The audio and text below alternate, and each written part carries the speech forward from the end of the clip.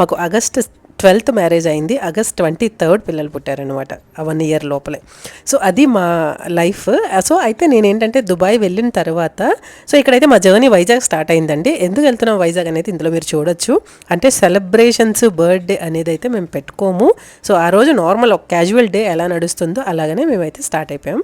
Maximum Chinnu India వచ్చిన తర్వాత ఏదో ఒకటి పిల్లల్ని బయటకు తీసుకెళ్ళడం కానీ మేము బయటకు వెళ్ళడం కానీ అలా చిల్ అవుతూ ఉంటాం అనమాట. సో మాకైతే చిన్నుకైతే ఎటువంటి బ్యాడ్ హ్యాబిట్స్ లేవు. అసలు ఆయన కాఫీ టీ కూడా తాగరు. బట్ ఇప్పుడు అప్పుడప్పుడు నేను కాఫీ టీ పెట్టిస్తే అప్పుడప్పుడు తాగుతారు నా కోసం.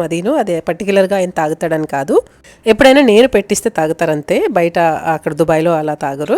అండ్ ఇక్కడైతే మేము ఏం చెప్తున్నానంటే, నేను ఫస్ట్ టైం దుబాయ్ వెళ్ళిన తర్వాత ఒక్కసారి నేను ఈవెన్ చాలా మనకి క్యూరియస్గా ఉంటుంది కదండి పెళ్ళైన తర్వాత. ఎస్, ఇక్కడ మేము దసపల్లాకి వచ్చేసాం అనమాట లంచ్ చేయడానికి. ఇక్కడ ఏంటంటే నార్మల్ లంచ్, క్యాజువల్ లంచ్. మేమైతే నేను చిన్ను థాలీ తీసుకున్నాము, వెజ్ థాలీ.